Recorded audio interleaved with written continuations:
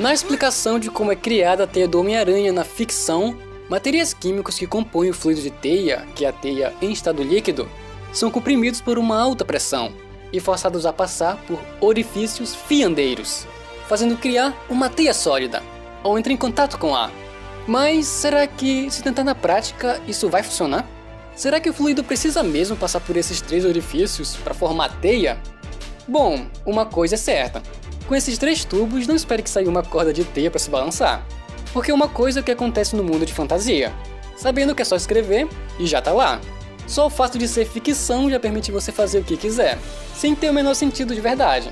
Mas a gente aqui tá no mundo real, e o que acontece é uma coisa completamente diferente. A gente tem que procurar saber sobre o assunto e estudar. Daí criar uma teoria de como vai funcionar através do conhecimento que você tem com o assunto e só depois fazer testes para colocar à prova suas ideias. E a mesma coisa de você achar que quanto mais pressão tiver no lançador, melhor vai ser para a teia sair. Com uma grande quantidade de pressão, o negócio corre o risco de explodir. Ainda mais se você bater com ele em alguma coisa, ou deixar cair no chão. Além da teia não poder ser formada se tiver uma alta pressão.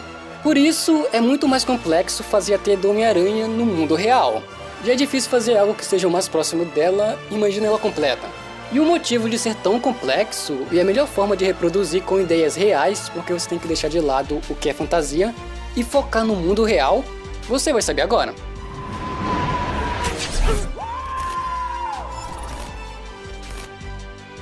E aí pessoal, aqui é o WebShooter e o histórico desse canal em criar os mais reais lançadores de teias vem de muitos anos projetando, criando experiências tanto nos acertos quanto nos erros.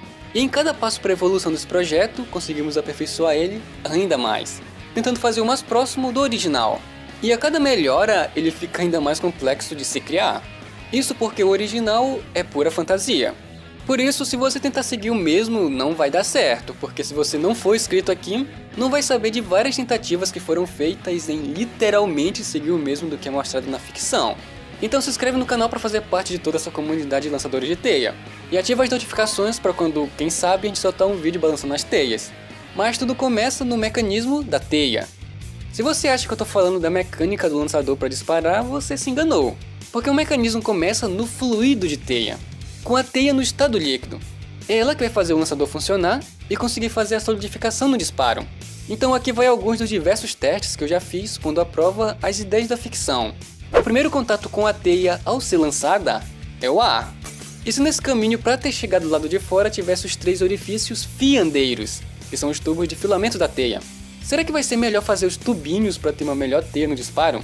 Bom, com os 3 orifícios, o líquido da teia vai perder bastante força, por ter que percorrer não só um único caminho, mas 3 caminhos diferentes, porque vai ter 3 direções que precisa de muita pressão para poder ser lançado. Pois para eles se encontrarem, a força tem que ser bem maior.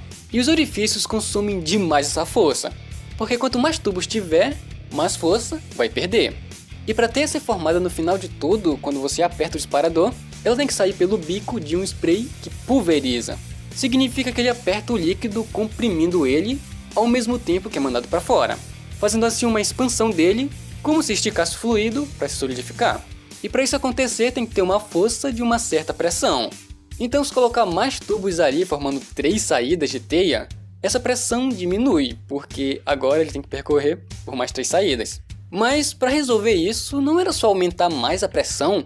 Será que se a gente pôr no lugar a pressão que foi diminuída, a força nos disparos vai permanecer como antes, só que agora com os 3 tubos? Bom, sim, mais um sim entre aspas, porque primeiro você vai colocar os 3 orifícios para a teia sair melhor, né?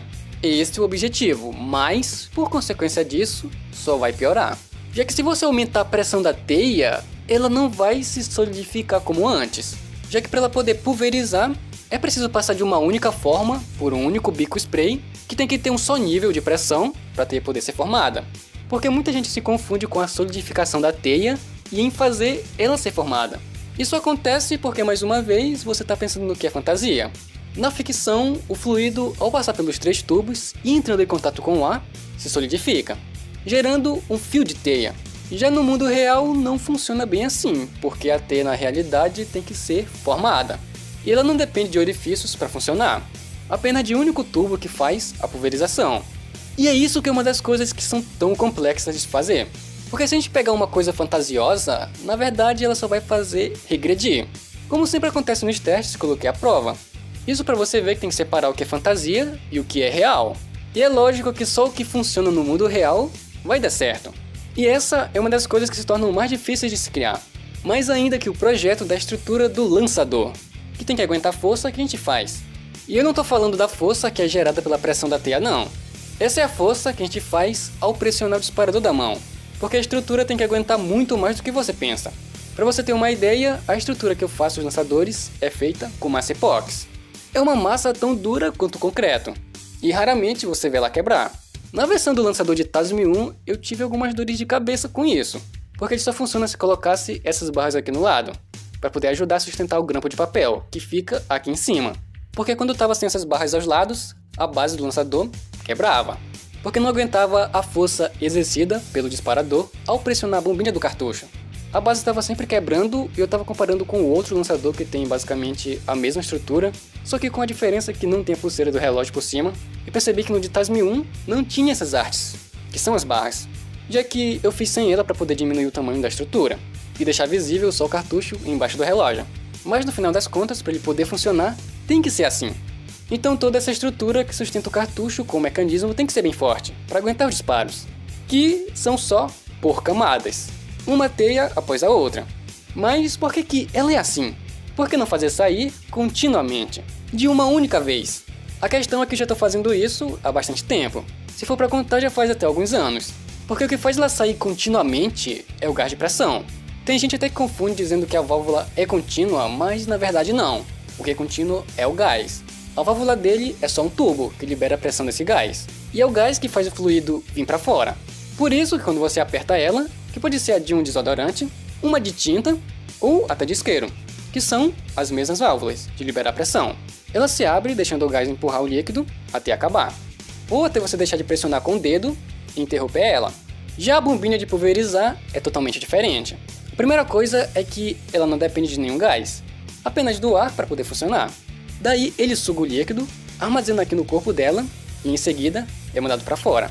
E ao passar pelo spray de pulverizar, forma a teia, diferente do spray da válvula por pressão de um gás, que é só um único furo, e não é um pulverizador. Já o da bombinha de borrifar, ele não é só um furo, ele tem todo o mecanismo dentro que faz o líquido comprimir e esticar, ou seja, ser pulverizado. E é por isso que a teia só sai em camadas, e fazer ela ser contínua é muito difícil, porque os elementos químicos que compõem a formação do gás alteram radicalmente os elementos químicos da fórmula do fluido de teia, fazendo a teia não ser formada. Mas o projeto ainda não acabou não. Eu vou tentar de todo jeito fazer a teia contínua. E os próximos testes vão acontecer no próximo vídeo. Que se você estiver no futuro, eles vão estar passando aí no card. Mas, sim, a gente vai lançar a teia contínua igual do Homem-Aranha. Então se inscreve no canal e acompanhe os vídeos que você vai sonhar em se balançar pelos prédios com o Homem-Aranha. E não esqueça de seguir no Instagram para acompanhar tudo mais de perto e ver tudo antes. Fui!